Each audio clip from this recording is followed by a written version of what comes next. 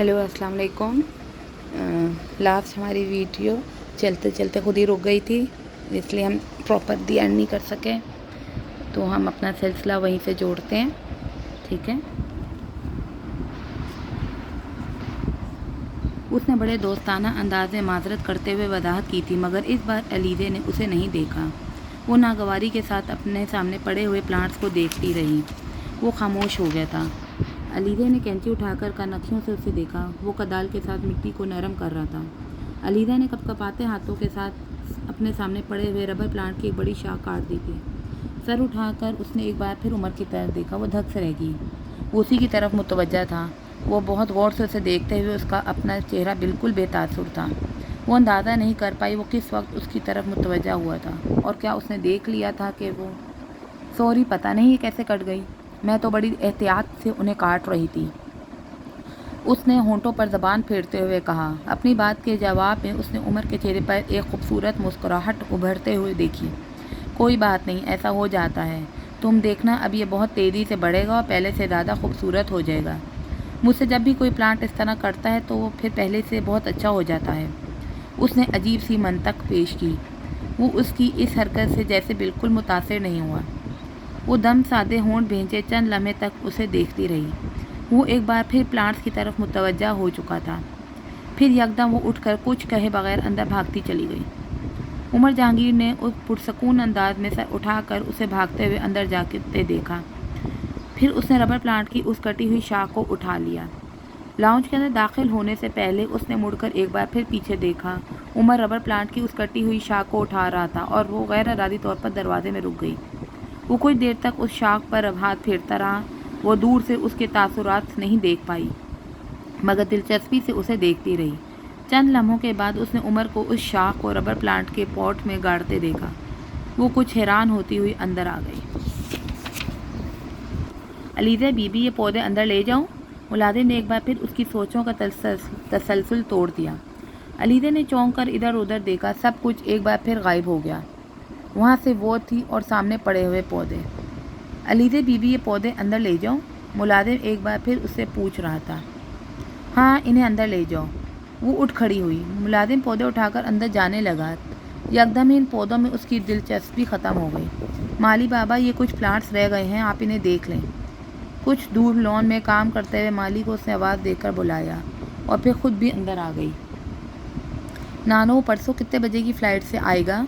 अंदर आते ही वो एक ख्याल आने पर किचन की तरफ आ गई, जहाँ नानो खानसामा को कुछ हदायत देने में मसरूफ़ थी। परसों रात 2 बजे की फ़्लाइट से आएगा, नानो ने उसे बताया। 2 बजे की फ़्लाइट से? वो कुछ मायूस हो गई। फिर तो हम लोग उसे रिसीव करने नहीं जा सकेंगे, ड्राइवर को ही भेजना पड़ेगा, उसने नानो से कहा। वो तो कह रहा था मैं ड्राइवर को भी ना भेजूं, वो खुद ही आ जाएगा, मगर मैंने ज़बरदस्ती उससे कहा कि वो ड्राइवर के साथ आए। नानो खानसामा को हदायत देने के दौरान उससे भी गुफ्तगू करती जा रही थी। नानो, अगर हम दोनों उसे रिसीव करने चली जाएं तो? उसने कुछ देर खामोश रहने के बाद कुछ मुल्तजियाना अंदाज में नानो से कहा। सवाल ही पैदा नहीं होता। रात के 2 बजे हम दोनों उसे रिसीव करने चल पड़ें। आजकल ऐसे हालात नहीं है अलीज़े कि इस तरह घर से निकला जाए। तुम्हारा दिमाग तो ठीक है अलीज़े, मैं उससे भी बड़ी हमाकत करूं कि जवान लड़की को इस तरह अकेले ड्राइवर के साथ रात के 2 बजे एयरपोर्ट भेज दूं। नानो, कुछ नहीं होता, प्लीज़, कुछ भी कहने की ज़रूरत नहीं। मैं तुम्हें बिल्कुल भी अकेला नहीं भेज सकती।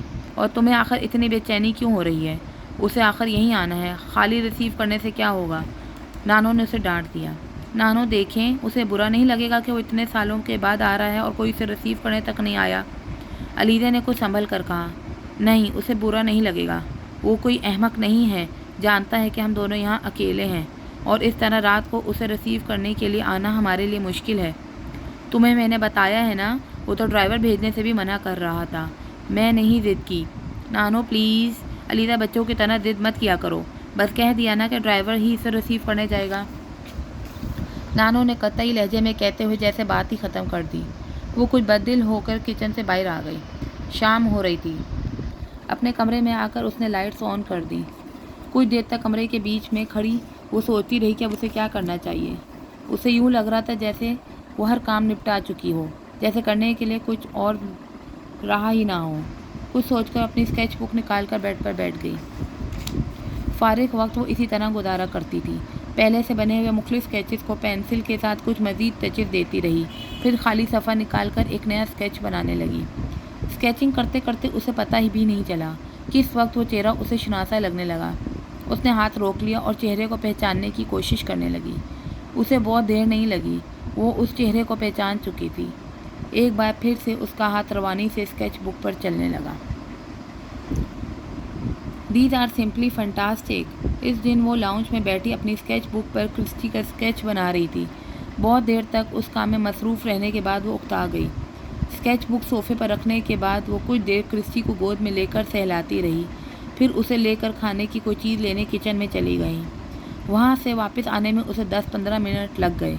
जब वो दोबारा लाउंज में दाखिल हुई तो ना सिर्फ वहाँ उमर मौजूद था, बल्कि वो सोफ़े पर दराज टेबल पर अपनी टांगें रखे, एक हाथ में चाय का मग लिए, दूसरे हाथ में उसकी स्केच बुक देखने में मसरूफ़ था। कदमों की आहट पर उसने सर उठाया था और अलीज़े को देखकर मुस्कुराया और उसके स्केचेस पर तबसरा किया। अलीज़े को इस तरह बग़ैर इजाज़त अपनी स्केच बुक उठाना और देखना अच्छा नहीं लगा, मगर वो खामोश रही। प्लांट्स वाले वाक़ये के बाद आज पहली बार वो उससे बात कर रहा था। वो चुपचाप दूसरे सोफ़े पर बैठकर टीवी देखने लगी। अलीज़े, पेंटिंग्स में दिलचस्पी है? उसने गुफ्तगू का सिलसिला शुरू किया। अलीज़े ने एक नज़र उसके चेहरे पर दौड़ाई। अगर स्केचेस बना लेती हो तो ज़ाहिर है पेंटिंग में भी दिलचस्पी होगी। वो दोबारा टीवी की तरफ मुतवज्जा हो गई।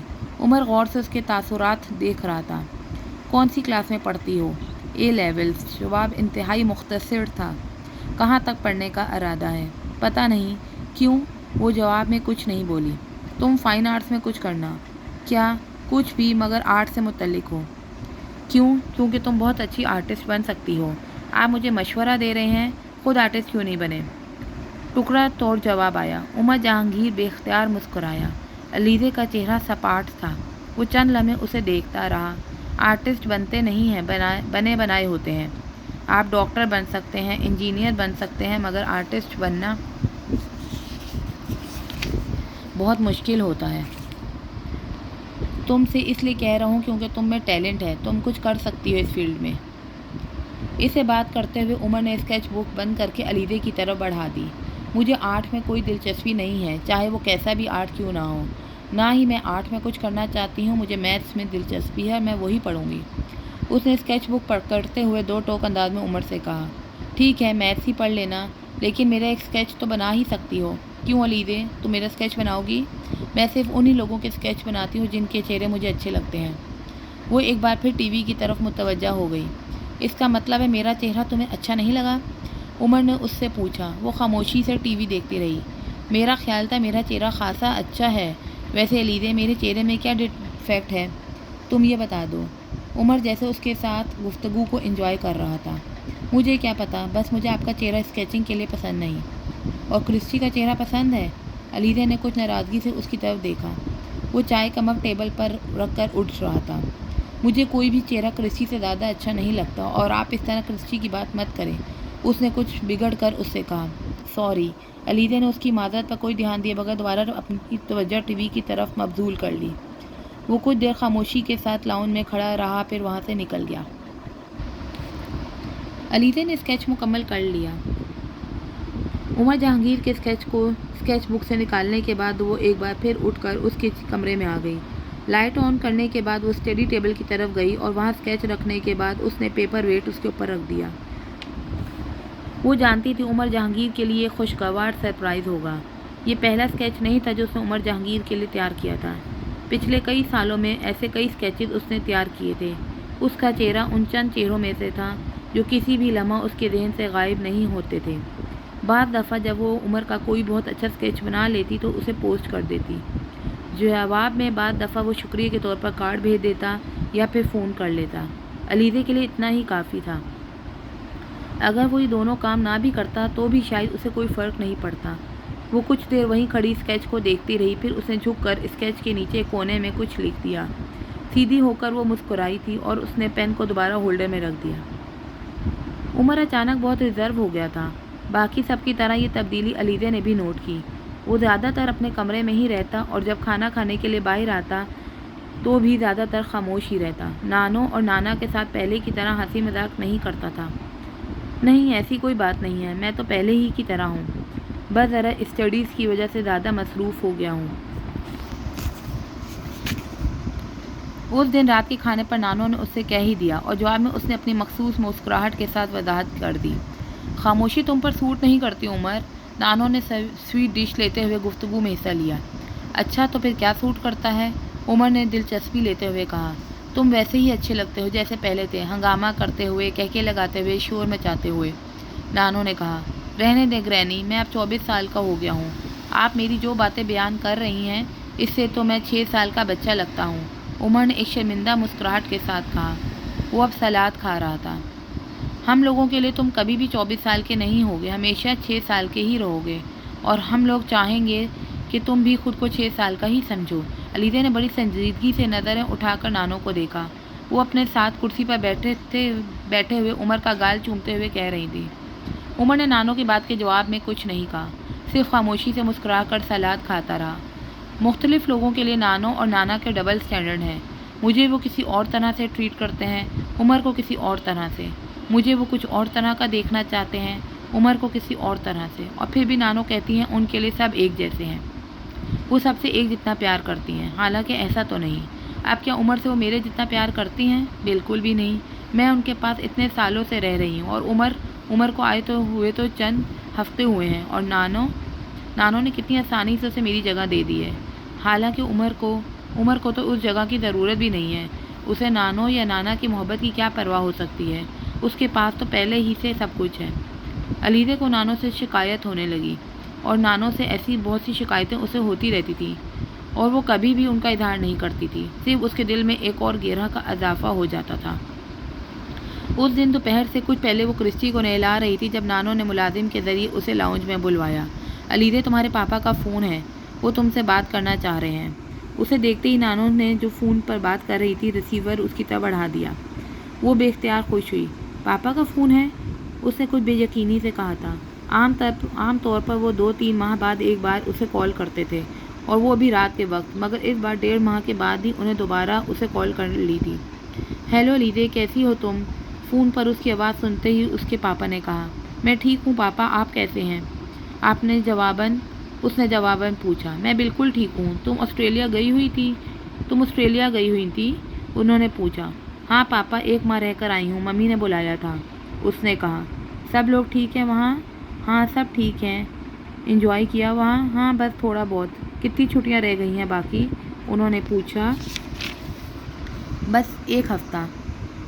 اچھا تو پھر ایسا کرو، 1 ہفتے کے لیے میرے پاس آ جاؤ۔ آپ کے پاس؟ مسقط؟ وہ حیران ہوئی۔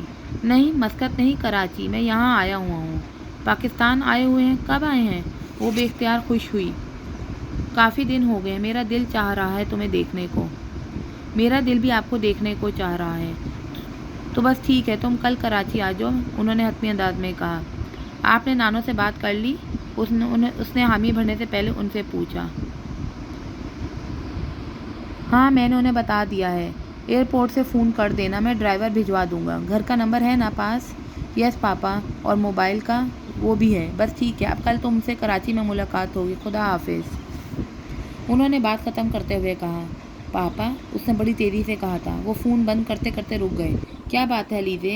انہوں نے پوچھا۔ وہ چند لمحے خاموش رہی۔ پاپا میں آپ کو بہت مس کرتی ہوں، اس نے کچھ دیر کی خاموشی کے بعد کہا۔ میں بھی تمہیں بہت مس کرتا ہوں علیزہ۔ دوسری طرف سے فون بند کر دیا گیا۔ پھر تم جا رہی ہو؟ فون کا ریسیور کانوں سے ہٹاتے ہی نانو نے اسے پوچھا۔ ہاں نانو، میں تمہاری سیٹ بک کروا دیتی ہوں۔ کتنے دن رہو گی وہاں؟ نانو نے اسے پوچھا۔ کم از کم 1 ہفتہ، اور زیادہ سے زیادہ کا کوئی پتہ نہیں، اس نے مسکراتے ہوئے کہا۔ لیکن 1 ہفتے کے بعد تمہارا کالج بھی تو کھل رہا ہے، نانو نے جیسے اسے یاد دلایا۔ ہاں مجھے پتہ ہے، لیکن نانو کچھ نہیں ہوتا اگر میں کالج سے کچھ چھٹیاں بھی لے لوں۔ آپ کو تو پتہ ہے میں کتنی دیر بعد پاپا سے مل رہی ہوں۔ لیکن تمہاری اسٹڈیز کا حرج ہوگا۔ کچھ نہیں ہوگا نانو، میں واپس آنے کے بعد سب کچھ کور کر لوں گی، آپ جانتی ہیں مجھے کرنے میں پرابلم نہیں ہوگا، اس نے اصرار کیا۔ ٹھیک ہے، تم شیلا کو فون پر کالج میں اپلیکیشن دینے کے لیے کہہ دینا، نانو اسے ہدایت دیتے ہوئے اٹھ کھڑی ہوئی۔ اس رات وہ بے تحاشا خوش تھی، اور یہ خوشی کسی سے بھی چھپی نہیں رہ سکی تھی، حتیٰ کہ عمر سے بھی نہیں۔ رات کے کھانے پر نانو نے نانا کو اس کے کراچی جانے کے بارے میں بتایا۔ عمر نے اس وقت غور سے اس کا چہرہ دیکھا۔ وہ آج پہلی بار کھانے کی ٹیبل پر مسلسل مسکرا رہی تھی۔ نانا کچھ دیر سے اس کے پاپا کا حال احوال اور کراچی کے سفر کے بارے میں پوچھتے رہے۔ وہ بڑے جوش و خروش سے اپنے پروگرام کے بارے میں بتاتی رہی۔ رات کو اپنا سامان پیک کر رہی تھی جب نانو اس کے کمرے میں آئی۔ کل صبح 9 بجے کی فلائٹ ہے، تم 8 بجے تک تیار ہو جانا۔ میں نے عمر کو کہہ دیا ہے، وہ تمہیں ایئرپورٹ ڈراپ کر دے گا، انہوں نے اسے اطلاع دیتے ہوئے کہا۔ عمر ڈراپ کرے گا؟ عمر کیوں؟ نانو ڈرائیور کو کہے نا۔ وہ کچھ سٹ پٹائی تھی۔ ڈرائیور آج نہیں آیا، مجھے نہیں پتا کل بھی آتا ہے یا نہیں، ویسے بھی ڈرائیور 8:30 بجے آتا ہے اور تمہیں 8:30 بجے تک ایئرپورٹ پہنچ جانا چاہیے۔ اگر آج ڈرائیور آ جاتا تو میں اسے کل جلدی آنے کے لیے کہہ دیتی۔ آپ نانا سے کہہ دینا مجھے ڈراپ کرنے کے لیے، اس نے پھر اصرار کیا۔ تمہارے نانا کو میں کیا اتنی صبح اٹھاؤں؟ تمہیں عمر کے ساتھ جانے میں کیا پرابلم ہے؟ نہیں بس ویسے ہی، کچھ کہنے کی ضرورت نہیں ہے، وہی تمہیں صبح چھوڑنے جائے گا، نانو نے حتمی طور پر کہا۔ علیزہ نے ہونٹ بھینچ لیے۔ وہ تو صبح اٹھتے ہی نہیں ہیں، جلدی تو پھر کل۔ نانو نے اس کی بات کاٹ دی۔ یہ تمہارا نہیں میرا پرابلم ہے، کل وہ اٹھ جائے گا، اور نہیں بھی اٹھا تو میں اٹھا دوں گی، نانو کہتے ہوئے کمرے سے نکل گئیں۔ اگلی صبح وہ بہت ایکسائٹڈ تھی۔ اپنا بیگ لے کر جب وہ لاؤنج میں آئی تو عمر وہاں نہیں تھا۔ تم بیٹھ کر ناشتہ کر لو، نانو نے اسے دیکھتے ہوئے کہا۔ نہیں نانو، مجھے کچھ بھی نہیں کھانا، بس آپ ملازم سے کہیں میرا بیگ گاڑی میں رکھ دے، اس نے بیگ فرش پر رکھتے ہوئے کہا۔ کچھ کھائے پیے بغیر گھر سے نکلنا ٹھیک نہیں، ناشتہ کر لو۔ نانو مجھے بھوک ہے یا نہیں، تمہیں کچھ نہ کچھ ضرور کھانا ہے۔ میں پلین میں کھا لوں گی، پلین میں پتہ نہیں کیا ملے اور کیا نہیں، بس تم یہیں کھاؤ، نانو کی ضد برقرار تھی۔ پلیز نانو، میرا دل نہیں چاہ رہا، بلیو می، میرا واقعی دل نہیں چاہ رہا، وہ منمنائی تھی۔ چلو یہ جوس ہی پی لو، علیزہ نے کچھ سوچ کر جوس کا گلاس اٹھا لیا۔ نانو نے ملازم کو آواز دے کر بیگ گاڑی میں رکھنے کے لیے کہا۔ آپ دیکھ لیں، عمر ابھی تک نہیں آیا، میں نے آپ سے کہا تھا نا، اس نے جوس کا گلاس خالی کرتے ہوئے کہا۔ وہ ابھی تک سو رہا ہوگا، آپ نے خواہ ہی اسے مجھے چھوڑنے کے لیے کہا۔ علیزہ نے گھڑی دیکھی۔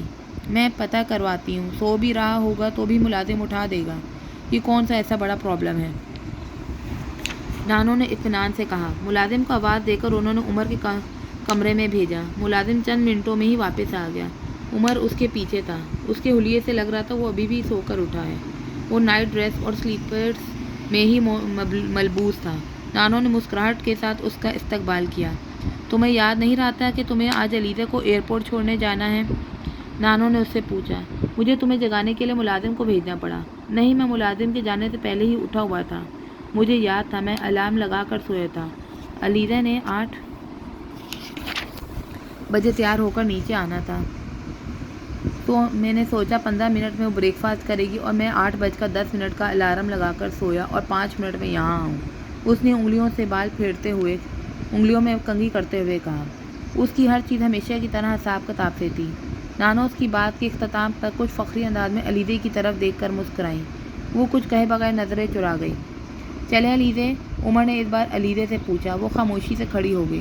آؤ میں تمہیں باہر تک چھوڑ کر آتی ہوں۔ نانو نے علیزہ کا ہاتھ پکڑ لیا۔ عمر ان کے آگے چلتے ہوئے باہر آ گیا۔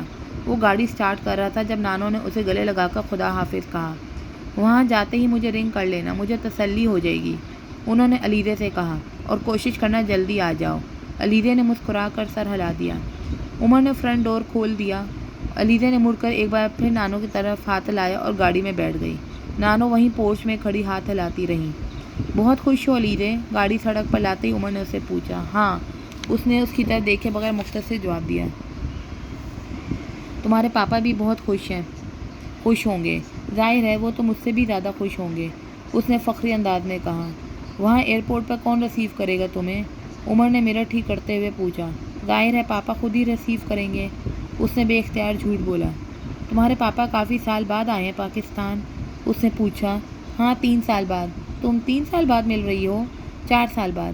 ہر سال کیوں نہیں ملتی؟ بس ویسے ہی، پاپا تو مجھے مسقط بلاتے رہتے ہیں مگر میرا دل ہی نہیں چاہتا وہاں جانے کو۔ میں ممی کے پاس چلی جاتی ہوں چھٹیوں میں، اس لیے کہ مسقط میں بہت گرمی ہوتی ہے۔ میں سوچتی ہوں شاید مجھے وہاں کا موسم سوٹ نہ کرے، مجھے اصل میں آسٹریلیا میں زیادہ مزہ آتا ہے۔ وہ یکے بعد دیگرے وضاحتیں کرتی جا رہی تھی۔ عمر جہانگیر نے گردن موڑ کر چند لمحے اسے دیکھا۔ ہاں واقعی آسٹریلیا میں رہنے کا میں زیادہ مزہ ہے، میں بھی چند سال پہلے وہاں گیا تھا۔ اس نے جیسے اس کے جھوٹ میں اس کی مدد کی۔ علیزہ نے گردن موڑ کر اس کی طرف دیکھا۔ وہ ایک بار پھر ونڈ اسکرین کی طرف متوجہ تھا۔ اس کا چہرہ بے تاثر اور پرسکون تھا۔ وہ کچھ دیر مطمئن ہو گئی۔ ہاں، آسٹریلیا میں زیادہ مزہ آتا ہے، اس لیے میں وہیں جاتی ہوں۔ اس نے ایک بار پھر اپنی بات دہرائی۔ گاڑی میں ایک بار پھر خاموشی چھا گئی۔ راستے میں ایک فلاور شاپ پر اس نے گاڑی روک دی۔ کچھ کہے بغیر وہ گاڑی سے اتر گیا۔ چند منٹوں بعد جب اس کی واپسی ہوئی تو اس کے ہاتھ میں سفید للی کا ایک بوکے تھا۔ اس نے گاڑی میں بیٹھتے ہی اسے علیزہ کی گود میں رکھ دیا۔ وہ حیران ہو گئی۔ اوکے، اللہ حافظ۔ انشاءاللہ باقی آگے اگلی ایپیسوڈ میں۔ اللہ حافظ۔